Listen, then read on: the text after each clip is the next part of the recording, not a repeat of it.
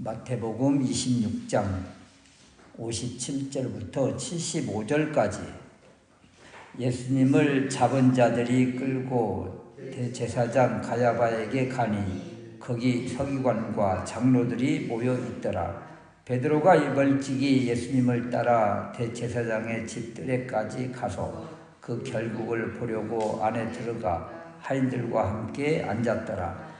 대제사장들과 온 사내들인 공회가 예수님을 죽이려고 그를 칠 거짓 증거를 찾으며 거짓 증인이 많이 왔으나 얻지 못하더니 뒤에 두 사람이 와서 가로되 이 사람의 말이 내가 하나님의 성전을 헐고 사흘 동안에 지을 수 있다 하더라 하니 대제사장이 일어서서 예수께 묻되 아무 대답도 없느냐? 이 사람들의 불리한 증언에도 왜 아무 말도 없느냐 하되 예수께서 잠잠하시거늘 대제사장이 가로되 내가 너로 하여금 살아계신 하나님께 맹세하게 하노니 내가 하나님의 아들 그리스도인지 우리에게 말해 보아라. 예수께서 가라사대 내가 말하였느니라. 그러나 내가 너희에게 이르노니 이후에 인자가 권능의 우편에 앉은 것과 하늘 구름을 타고 오는 것을 너희가 보리라 하시니 이에 대제사장이 자기 옷을 찢으며 가로되 저가 하나님을 모독하는 말을 하였으니 어찌 더 증인을 요구하리요? 보라 너희가 지금 신성 모독의 말을 들었도다. 너희 생각이 어떠하뇨? 대답하여 가로되 저는 사형에 해당하니라 하고 이에 예수님의 얼굴에 침 뱉으며 주먹으로 치고 어떤 사람은 손바닥으로 때리며 가로되 그리스도야 우리에게 선지자 노릇을 하여라. 너를 친 자가 누구냐 하더라. 베드로가 바깥들에 앉았더니 한 여종이 나와 가로되 너도 갈릴리 사람 예수와 함께 있었도다 하거늘 베드로가 모든 사람 앞에서 부인하여 가로되 나는 내가 무슨 말을 하는지 알지 못하겠노라 하며 앞문까지 나아가니 다른 여종이 저를 보고 거기 있는 사람들에게 말하되 이 사람은 나사렛 예수와 함께 있었도다 하며 베드로가 맹세하고 또 부인하여 가로되 내가 그 사람을 알지 못하노라 하더라. 조금 뒤에 곁에 섰던 사람들이 나와 베드로에게 이르되 너도 진실로 그 당이라 내 말소리가 너를 분명히 드러낸다 하거늘 저가 저주하며 맹세하여 가로되 내가 그 사람을 알지 못하노라 하니 닭이 곧 울더라. 이에 베드로가 예수님의 말씀에 닭 울기 전에 내가 3번 나를 부인하리라 하심이 생각나서 밖에 나가서 심히 통곡하니라. 아멘. 예수님의 침묵과 그리고 베드로의 눈물의 모습, 통곡의 모습인데요. 겟세마네 동산에서 기도하신 후에 이제 예수님께서 대제사장들과 백성의 장로들에게 파송된 무리들에게 이제 붙잡히시고 그리고 사내들인 공의회에서 신문을 당하시고 유죄, 사형 원도를 받으십니다. 이런 이제 과정 속에서 예수님은 이제 침묵하시고 베드로는 이제 통곡하는 예수님을 부인하고 통곡하는 이제 이러한 모습을 우리에게 보여주고 있습니다. 그래서 우리 예수님의 모습을 통해서 침묵으로 하나님의 뜻을 이루시는 예수님을 한번 살펴보자 이런 거예요. 56절 말씀에 보면 56절 후반절에 이에 제자들이 다 예수님을 버리고 도망하니라.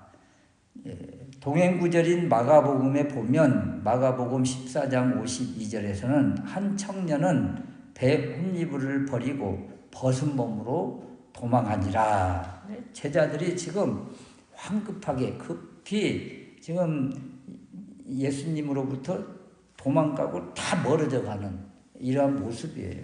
그러니까 예수님 주변에는 아무도 없어요. 제자들을 그렇게 따르고 군중들이 따라다녔었는데 지금 예수님 붙잡히시는 이런 모습 속에서 아무도 그를 따르는 이가 없고 다만 예수님을 어떻게든 죽이려고 하는 이들, 욕하고 저주하는 이런 사람들로 가득 차 있는 거예요. 그러니까 사나운 이리들, 맹수들 그 사이에 지금 어린 양이신 예수님만 계신 거예요.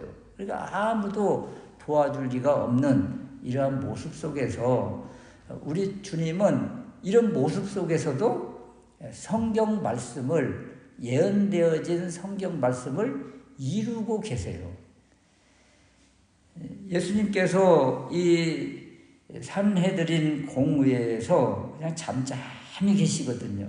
거짓 증언하는 사람들이 여러 사람 나타나서 막 예수님을 모함하거든요. 그럼에도 불구하고 그냥 잠잠히 계세요. 62절 말씀에 보면 대제사장이 일어서서 예수께 묻되 아무 대답도 없느냐, 이 사람들의 불리한 증언에도 왜 아무 말도 없느냐 하되 예수께서 잠잠하시거늘. 우리 주님 잠잠히 계세요. 침묵하고 계세요. 왜 이렇게 계실까요?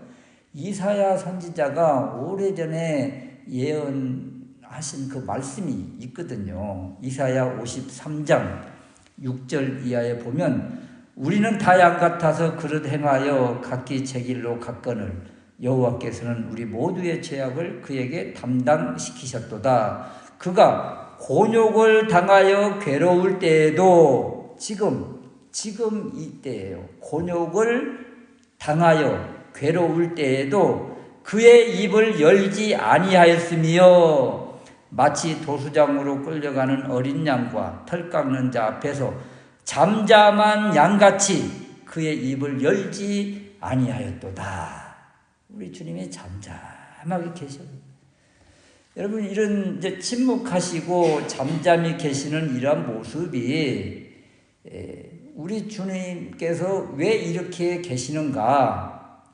불의한 재판이고 불리하고 또 모함하고 불법 재판이고 불의한 판결인데도 불구하고 왜 잠잠히 계실까 이런 거예요. 여러분, 이 산헤드린 공의의 이 재판은요, 이렇게 정치, 종교, 입법, 행정 모든 것을 관할하는 유대의 최고 권력, 종교 권력 기관인데 이 산헤드린 공의회는 밤에 재판하지 않습니다. 더군다나 6월절 명절에는 하지 않습니다. 그리고 어떤 재판을 해서 판결이 났음에도 불구하고 바로 판결을 내리지 않고 이 항소할 수 있는 시간적인 여유를 주는 것이 통례입니다. 그런데 지금 예수님의 이 재판에는 그 모든 것들이 다 생략된 거예요. 그러니까 다 불의한 불법 이런 재판인데도 불구하고 더군다나 증인이 없어요. 증인이. 그 증인을 거짓 증인들을 다 데려다 놓고 하는 이러한 재판인데 불리하고 여러 가지 잘못된 재판임에도 불구하고 우리 주님이 왜 침묵하셨을까? 왜 잠잠히 계셨을까? 이사야 선지자가 오래전에 메시아를 예언할 때 이 말씀이 있거든요. 잠잠히 계셨다. 그래서 그 말씀을 이루시는 거예요. 그렇다면 우리 주님을 이끌고 있는 그 어떤 힘이 있어요. 우리 주님이 이렇게 어디에 이끌리고 어떤 말씀을 붙잡고 있는가가 분명합니다. 그러니까 우리 주님은 항변하고 항소하고 이의를 제기할 수 있고 그럼에도 불구하고 이렇게 잠잠하게 계신 이유는 말씀을 이루시기 위함이에요. 말씀을 이루시기 위함.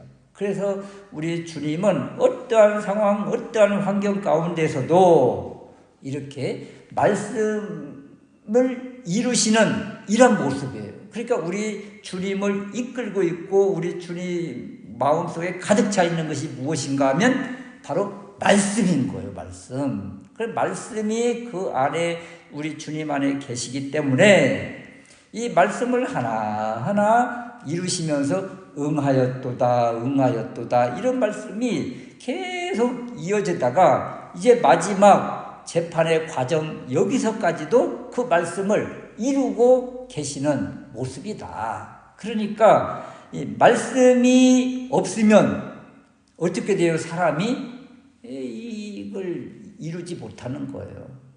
또 말씀을 따르지 못하는 거예요. 말씀을 알지 못하는데 어떻게 따를 수가 있겠어요.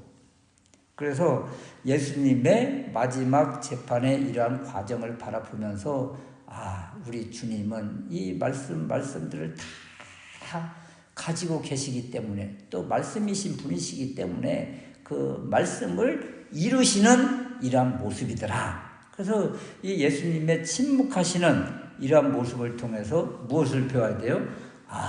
우리 안에 말씀이 채워져 있으면 우리를 말씀이 이끌어 가시는구나. 그래서 이 말씀을 우리가 계속 공부하고 암송하고 대하고 묵상하는 이유가 바로 이런 것입니다.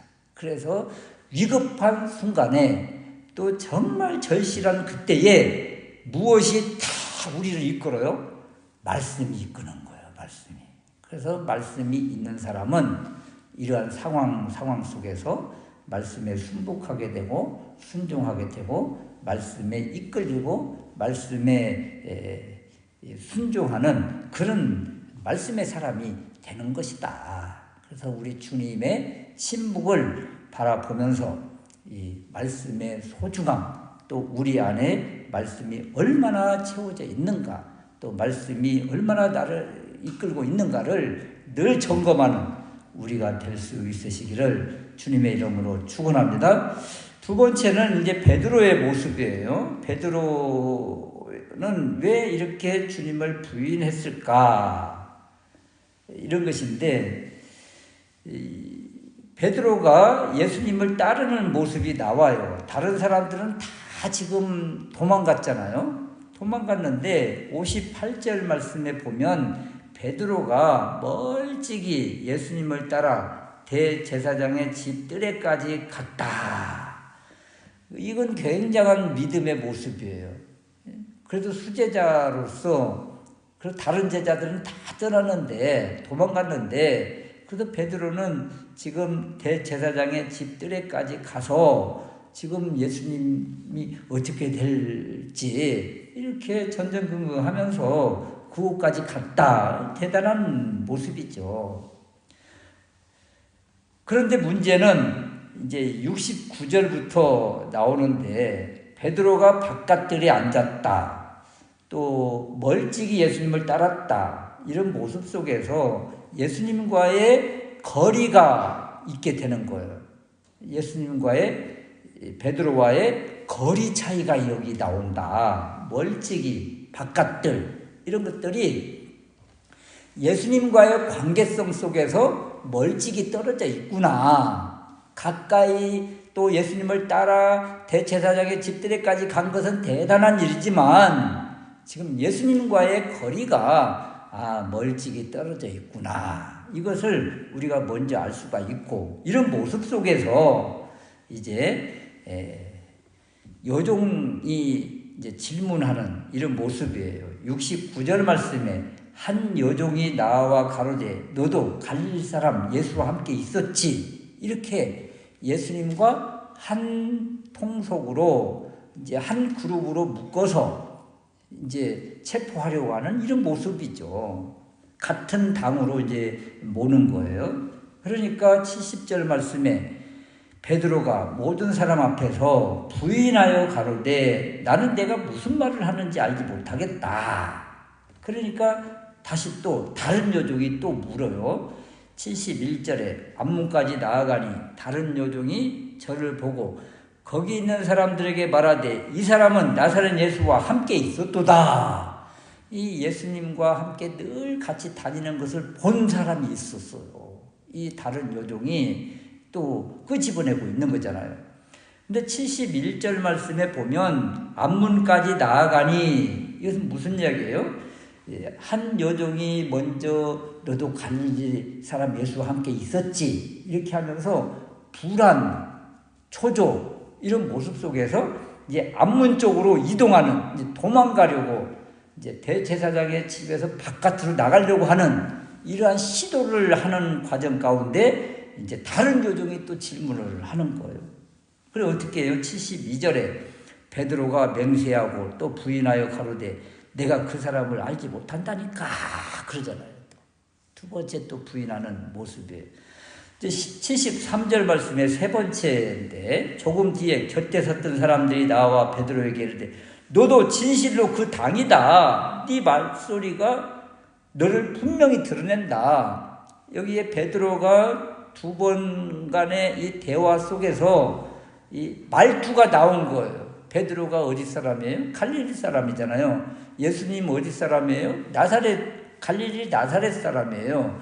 그러니까 같은 말 사투리 같은 것들이 딱 드러난 것이죠. 전라도 사람은 어디 가도 전라도 말 억양이 있잖아요. 충청도 사람 또 그런 억양이 있고 경상도 사람 경상도의 억양 또 그 말투가 있어요. 그래서 예수님의 그 말투와 베드로의 말투가 비슷한데 같은 갈릴리 사람인데 하면서 또 의심을 하는 거죠. 이때 74절 말씀에 저가 저주하며 맹세하여 가로되 이제 무엇까지예요? 저주까지 하는 거예요. 이제 살기 위해서 그냥 막 이제 예수님과의 관계를 계속 끊고 부인하고 부인하는 이런 모습을 보여주고 있어요. 내가 그 사람을 알지 못한다. 내가 그 사람을 알지 못한다. 이제는 하면서 발을 쭉 빼고 있는 모습. 이제 3번 부인을 했잖아요. 그리고 나서 닭이 곧 울더라. 닭이 꼬끼요 하고 우는 거예요. 그리고 나서야 예수님의 말씀에 75절 닭 울기 전에 내가 3번 나를 부인하리라 하심이 생각났다. 여러분 지금 예수님께서 베드로에게 주신 말씀이 있었어요. 네가 그렇게 호언장담하고 그러지만 너 닭 울기 전에 3번 부인할 거야. 이런 이제 말씀을 주셨어요. 그런데 이 말씀이 베드로에게 주신 예수님의 말씀이 베드로의 마음속에 없어요. 3번 부인하고 닭이 꼬끼요하고 울면서 그때서야 말씀이 생각난 거예요. 그러니까 베드로는 말씀이 그 안에 없었고 그리고 말씀이 위급한 상황에서 그를 이끌지 못하고 말씀의 그 영향력이 지금 없다는 것을 베드로의 이 부인을 통해서 우리에게 지금 보여주고 있는 것입니다. 그래서 이 베드로의 부인 그리고 베드로가 심히 통곡하는 또 눈물의 통곡 이 모습 왜 이런 삶이 되었을까? 왜 이렇게 처절한 아픔의 눈물을 흘렸을까? 이유는 예수님과의 거리가 너무 멀었다. 그러니까 예수님과 우리가 하나님과의 관계, 거리가 친근해야 되거든요. 가까워야 되고 내 안에 주님이 나는 주님 안에 이 고백이 늘 있을 때 우리는 예수님과 한 몸 공동체인 것을 늘 기억을 해야 돼요. 그래서 예수님과 우리의 그 거리가 없는 거죠. 한 몸이니까. 우리가 예수님 안에, 예수님은 내 안에 거리가 없잖아요. 거리가. 그러니까 예수님과 늘 가까이 하는 그 고백, 친근히 하는 고백, 우리는 주님 안에, 주님은 내 안에 라는 고백이 늘 있어야 된다. 이 고백이 우리 입에서 점점 멀어지고 고백되지 않는 순간 주님과의 관계가 이렇게 베드로처럼 멀찍하게 되는 거죠. 그래서 주님과의 관계 늘 가까이 친근히 있어야 되겠다. 또 하나는 말씀이 그 안에 이렇게 영향력을 행사하지 못하고 있는 거예요. 베드로의 모습을 보니까. 주님이 주신 말씀이 있었거든요. 그러면 그 말씀을 늘 묵상하고 내 안에 각인되어야 되는데 그 말씀이 그냥 이 베드로를 움직이지 못한 것이죠. 그래서 우리 안에 말씀이 얼마나 있는지 이걸 늘 점검을 해야 되고, 말씀 묵상은 그냥 하루 하고 끝나고 이런 문제가 아니라 우리가 일평생 해야 될 것이 이 말씀과의 관계, 말씀 안에 있는 모습, 말씀 묵상, 이런 것이다. 그럴 때 말씀이 우리를 이끌고 가는 거예요. 말씀이 이끌고 가는 거예요. 또 하나를 찾는다고 하면 41절 말씀에 겟세마네 동산에서 우리 주님이 기도하실 때 시험에 들지 않게 깨어있어 기도하여라, 이렇게 말씀을 주셨는데, 기도하지 않고 뭐 했었어요? 잠자고 있었잖아요. 잠자고. 그러니까 기도를 잃어버리고 기도를 쉬어버리니까 이렇게 참 가슴 아픈, 눈물 통곡하는 그런 일들을 직면하게 된 것이죠. 그래서 베드로의 이 통곡, 심히 통곡하는 이러한 모습을 바라보면서 우리는 주님과의 관계 거리가 지금 어떻게 돼 있는지, 말씀이 우리 안에서 운동력 있게 살아 움직이는지, 또 기도하고 있는지, 이 삼박자, 우리 신앙의 삼박자 가장 중요한 3요소 아니에요? 그래서 이것을 늘 기억하면서 이렇게 눈물 흘리는 일이 없으시기를. 눈물은 언제 흘려요? 우리가 기도할 때 흘리고, 말씀 묵상하면서 흘리고, 주님과의 관계성 속에서 주님이 내 안에, 내가 주님 안에, 주님이 이렇게 우리를 사랑하신다는 그 사랑을 깨닫고 눈물 흘리는 것이지, 이렇게 주님 부인하고 또 어떤 문제를 당해서 심히 통곡하는 이런 일이 없어야 되겠다. 우리의 눈물은 어디서 흘리는 거예요? 주님과의 관계성 속에서 흘리고, 말씀의 은혜를 받고 흘리고, 기도하면서 흘리자. 이때 눈물을 흘리면 이렇게 베드로처럼 심히 통곡하는 눈물을 흘리는 일이 면제된다, 없어진다. 이것을 다시 한번 깨닫고 주님과 더 가까이 친밀하게 나아가는 우리가 될 수 있으시기를 주님의 이름으로 축원합니다. 아멘.